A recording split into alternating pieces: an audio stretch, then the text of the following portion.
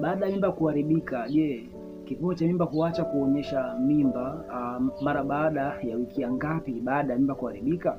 Kimsingi ni mara baada ya wiki 2 mpaka 4 baada ya mimba kuharibika. Kipimo cha mimba ukitest mimba utaona dalili za mimba, lakini kama ikitokea bado unazihisi dalili za mimba na ukichukua kipimo ukijipima, unagundua kabisa kwamba kinakupa majibu kwamba una ujauzito pengine wa wiki 4 mpaka mwezi kabisa.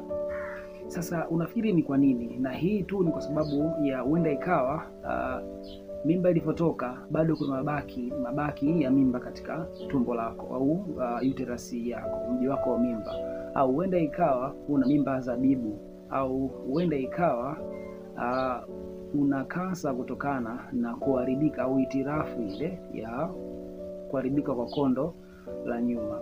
Tahadhari, jaribu tu kwenda hospitali ili kuweza kutatua changamoto hiyo ulio nayo.